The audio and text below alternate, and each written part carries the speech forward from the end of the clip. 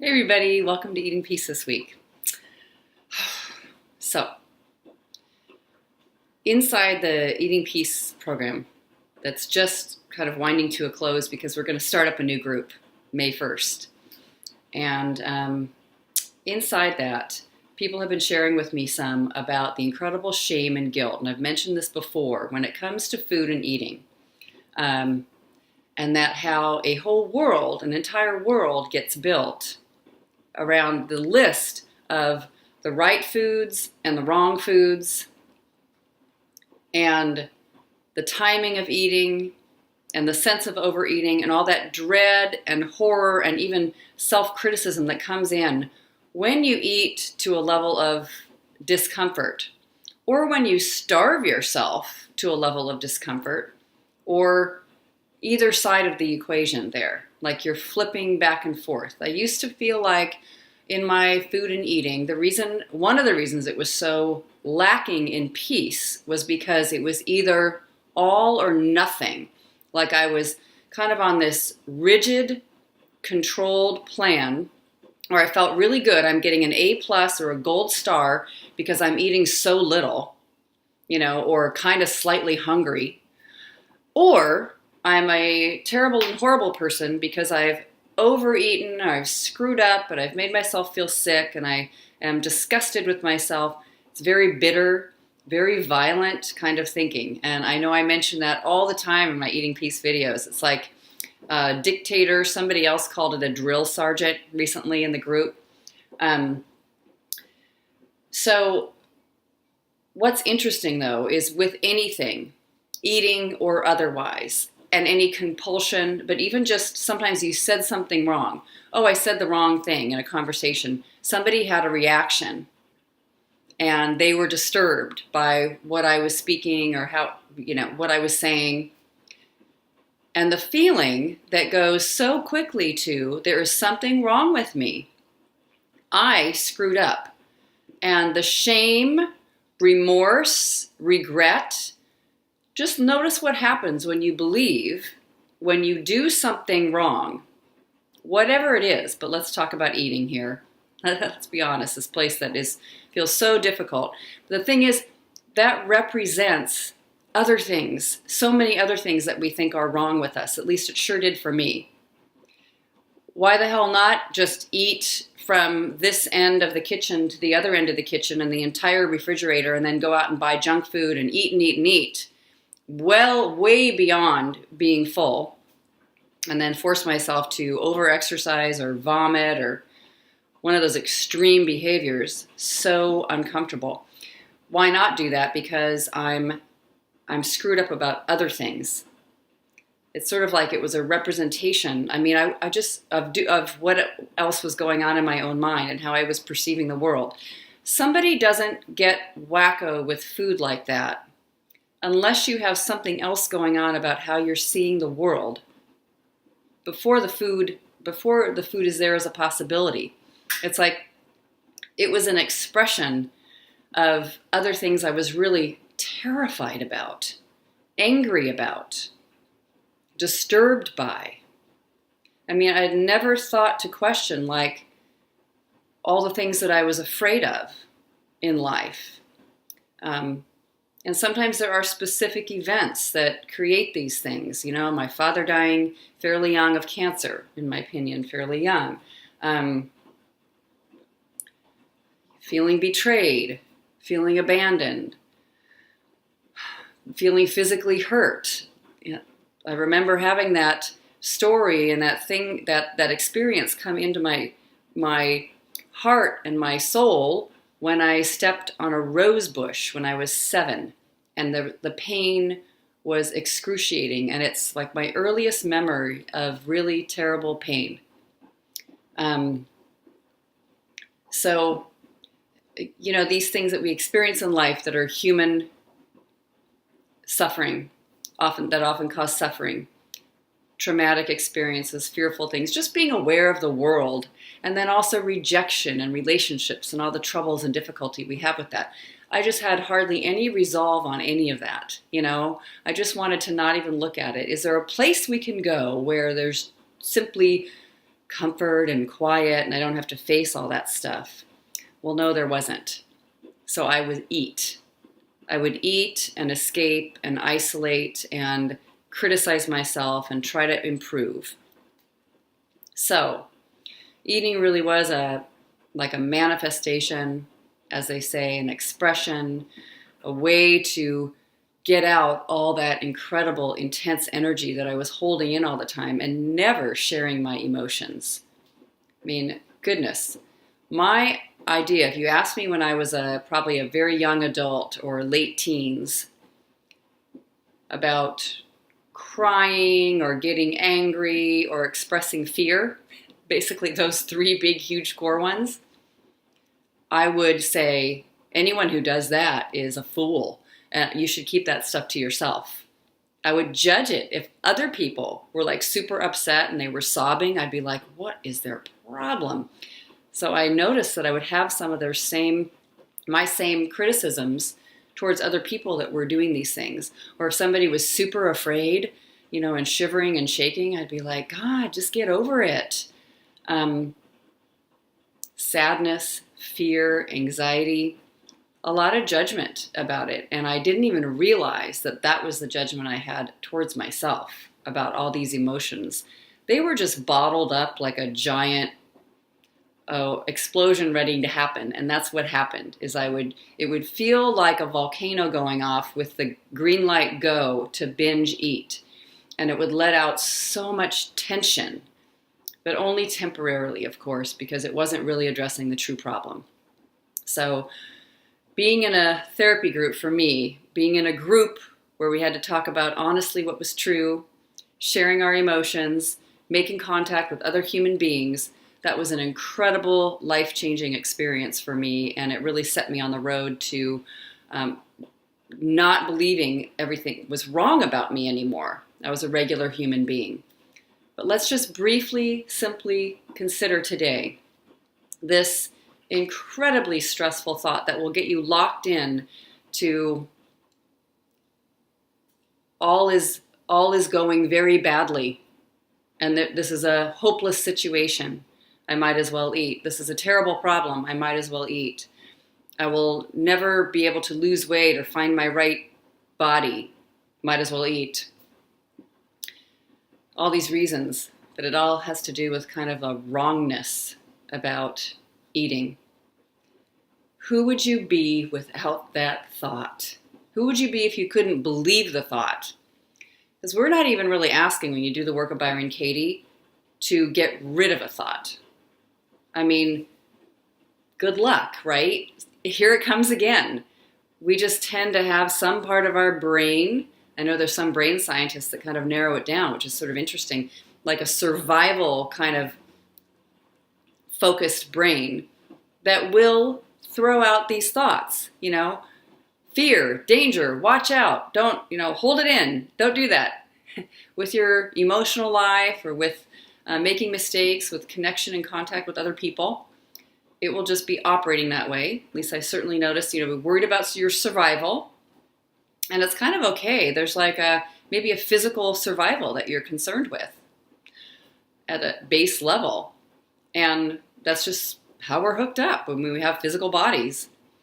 It's just that they go overboard because it starts to be something we suffer over. And even in the middle of not being threatened whatsoever, which a lot of us have most of the time and most of the minutes of our day, no threatening situation, even when that's happening, we're responding or acting like the way the world is out to get us. Got to be careful. Got to watch out. Might not be comfortable in a moment. So anyway, just watching and noticing a deep perspective of something is wrong and something could go wrong and something is wrong with me. Very Velcroed together.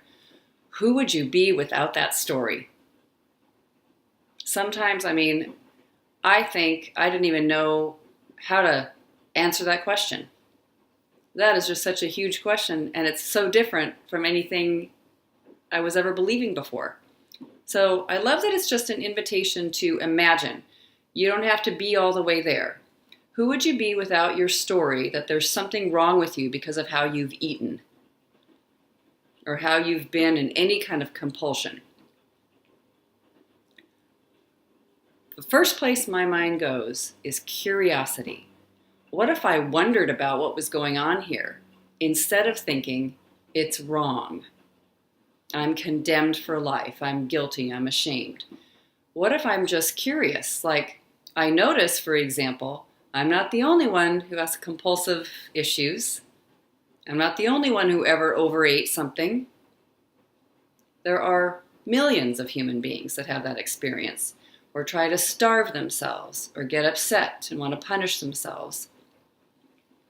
Kind of flip and go in a more extreme side of either there's not like in a middle balanced place when it comes to food or eating. So I notice that. It means I'm not alone. There could be something really important happening here. It's definitely calling my attention because I'm suffering about it. If I didn't think there is something wrong with me because of how I'm eating, I might even just notice I don't have to be so black and white about the actual food that I'm interested in. I might be curious about the types of food. Many of us who've had trouble with food or eating think that we should eat celery and carrots and dry tofu and flax seeds all day, and then we will be really, really healthy, right?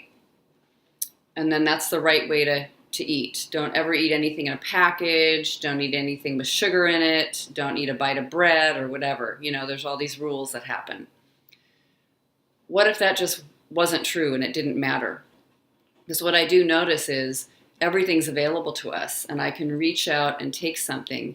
And if I didn't think that it was a sin or a crime or a terrible offense or that there was something wrong with taking a bite of that candy, I might really get to explore completely for myself. I'm the only one here that gets to decide. I don't have to listen to other experts or all the people and what they're saying unless I just want to study it with an open mind. There's an exception to every single thing anyone's ever saying, and it's just another human who might offer some expertise, but I don't have to take everything as like the absolute truth. Just open to finding out my own, standing on my own 2 feet and finding out what I like and what works for me and what feels good, what feels right for me. So without the thought, there's like sort of much more of an open, it's like a wide open road or an open field. Sometimes that's what people are scared of. Like, I can't have all the information inside of me. That's impossible because look what a screw up I am, and then to start the cycle again. I sure used to do that. This can't be all up to me. There's way too much choice. There's too much wide open field. I need like just a set path. I can't figure this out for myself. I do it wrong. And you just watch your mind take off in that direction so fast. Just stay still and relax. You don't have to do anything. It doesn't have to mean anything. If you notice your mind traveling to another stressful reason why you can't not think that there's something wrong with you, then just notice that's what the mind's doing. It's panicking. I'm very familiar with that myself. And just sit still. Let yourself relax and rest. Just watching the shenanigans of the mind bounce all over the place, and that there is a wisdom in just doing nothing and watching, being curious. I love when I feel like sort of movement into the turnaround, when I feel like there is no right or wrong, and I just get to experiment, and life is one great game and experiment, even when it comes to food and eating and having this body. I get to try everything. Everything. Wide open. And I just notice there's some things that I don't eat anymore. It's just not, I've let myself have, it's not a rule though. It just turns out I don't.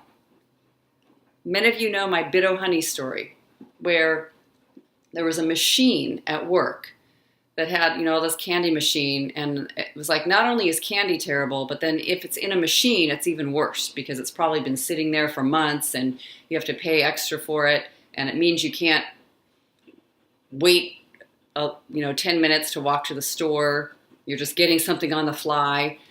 And I had a little wonderful kind of experiment. Wasn't really a rule, but it almost became a rule. It was so fun though. I'm going to eat one of those every single day, right out in the open, right in public, to kind of diminish that part of me that was so condemning about like, don't ever let anyone see that I'm eating a bit of honey. This candy is supposed to be terrible for you. It was like, I really want to find out if it's terrible for me. I want to find out how it feels and what it's like and what happens with it. And as soon as I allowed myself and gave permission, like deep, deep permission to experiment and explore and not have it be on the list of right or wrong and that I'm committing a crime if I take a bite, it just kind of faded out. I don't even know how long that experiment lasted, but it was super fun to have. This is what works for me in my life, is having one of those in my experience every day. Before I had that little experimental bring it on in consciously and openly, I would be like, if I ate one, I would just say, you blew it, you screwed up, you're such a mess, you're such an idiot, look at you doing that again. And I would go eat, tons of junk food and then make myself vomit or run for miles or starve myself for 5 days in a row. So it was just, that wasn't working. So let's just eat one and see what it's like. And it really did. There was about 2 years ago, I decided, wow, I haven't had a bit of honey in so many years. I'm going to get one. I wonder if they still make them. And I went and found one and I bought it and I tasted it. I'm like, it isn't that good. I just had to chuckle to myself. And I don't know if they make it any differently. I mean, that was 25 years ago. But it was funny. I thought that was so great, but it was cool to just rotate back and experiment again. No wrong with it at all. It was fun to try it and remember and wonder about that taste and what had been so interesting to me about it. And I ate the whole thing.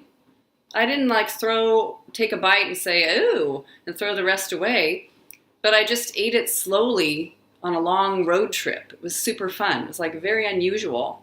And I just enjoyed myself remembering and bringing back. And there was something sort of joyful about it. So let's turn it around. You just feel in your heart. This question 4, who would you be without believing your thought about how screwed up you are with food and eating? And that it's wrong. And you're wrong, and everything about it's wrong, and your body's wrong, and all that stuff. Who would you be without that thought? You could take that answer and just keep on working with it for several days. And I love the turnarounds because they're concrete. They flip things in a new direction. The way I have eaten is right. Instead of the way I've been eating is wrong, and I'm wrong. The way I've been eating is right, and I'm right. What part of you is right? What part of you has been trying to be heard? What part of you is wanting to express something that can't be expressed in any other way, you think? And another turnaround, my thinking about this whole thing is actually wrong. And even that's not true. But my thinking about it sets it up as a black and white, right, wrong experience in the world. And of course, I then get scared and nervous, and I think I'm not measuring up, and I'm messing things up all the time. And I get really hopeless, and I just think, why not just eat? So I would say, see what it feels like, really see what it feels like. And if you think something's wrong with the way you're eating, if you're curious, begin to journal. Journal and write about it. If you were curious, if you were an alien from another planet and you wanted to come in and really see, I'm going to study this, what's going on here, and watch what your brain is telling you. and just open up to the idea that you are not wrong. It'll be a wonderful experiment. All right, take care, everybody. Lots of love.